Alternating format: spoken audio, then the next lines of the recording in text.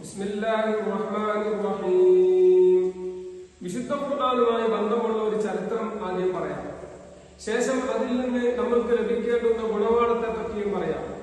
വലീദ് ഇബ്നുൽ മുഗീറ നബി സല്ലല്ലാഹു അലൈഹി വസല്ലം തങ്ങളുടെ ശത്രുപക്ഷത്തുള്ള നേതാവായിരുന്നു വലീദ് ഇബ്നുൽ മുഗീറ. മക്ക ഖുറൈശികളുടെ നേതാവും അബൂജഹലിന്റെ സഹപ്രവർത്തകനുമായിരുന്നു വലീദ് ഇബ്നുൽ മുഗീറ. വലീദ് ഇബ്നുൽ മുഗീറ അന്ന് ഒരിക്കൽ നബി സല്ലല്ലാഹു അലൈഹി വസല്ലം തങ്ങളുടെ പരിശുദ്ധമായ അദനത്തിൽ നിന്ന് വിശുദ്ധ ഖുർആനിന്റെ മന്ത്രധ്വനികൾ അടർന്നു വീഴുന്നതിന് സാക്ഷിയായി. അദ്ദേഹത്തിന്റെ മനസ്സ് മൃദുലമായി. വലിയ കവിയായിരുന്ന അദ്ദേഹം ഈ അത്ഭുത വചനങ്ങൾ കേട്ട് അന്ന് അന്താളിച്ചു പോയി. അദ്ദേഹത്തിന്റെ ഹൃദയത്തിൽ ആ ഹിദായത്തിന്റെ നാമ്പുകൾ എടുക്കാൻ തുടങ്ങി. ഈ വിവരം മക്ക കുഫാറുകൾ അറിയുകയും അബൂജഹലിന് ആ വിവരം അറിയിക്കുകയും ചെയ്തു. അബൂജഹൽ അദ്ദേഹത്തെ സമീപിച്ചു ശക്തമായ താക്കീത് നൽകുകയും അതിൽ നിന്ന് തടയുകയും ചെയ്തു എന്നാണ് ചരിത്രം. ഈ കാലത്ത് തന്നെ വിശുദ്ധ ഖുർആൻ ശ്രമിച്ചത് കാരണം പലരും ഇസ്ലാമിലേക്ക് വന്നതുകൊണ്ട് അവരെ അത് കേൾക്കുന്നതിൽ നിന്ന് തടഞ്ഞ കാലഘട്ടമായിരുന്നു ഈ സംഭവം ഖുർആൻ വിവരിക്കുകയും ചെയ്യുന്നുണ്ട്.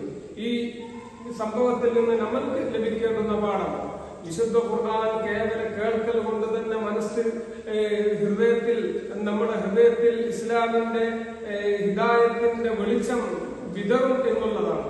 ഈ കേവല കേൾക്കൽ കൊണ്ട് തന്നെ പരിശുദ്ധമായ ഈ ഇസ്ലാമിലേക്ക് നമ്മുടെ ഹൃദയം എത്തും എന്നുണ്ടെങ്കിൽ ഈ ഒരു കാലഘട്ടത്തിൽ വിശുദ്ധ ഖുർആൻ കേൾക്കാനും പാരായണം ചെയ്യാനും യഥേഷ്ടം ഒരു വിശ്വാസിക്ക് എല്ലാവിധ സൗകര്യങ്ങളും ഉണ്ട്.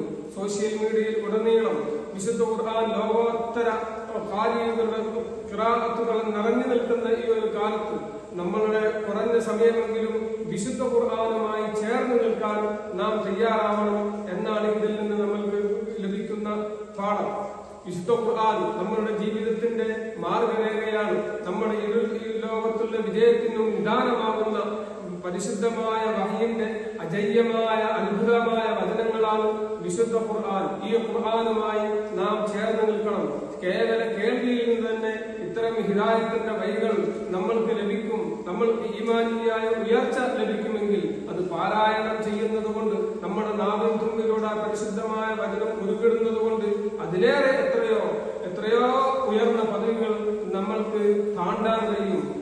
അതുമൂലം നമ്മൾക്ക് ഇരു ലോകവും വിജയിക്കാൻ കഴിയും എന്നുള്ള യാഥാർത്ഥ്യം നാം മനസ്സിലാക്കണം.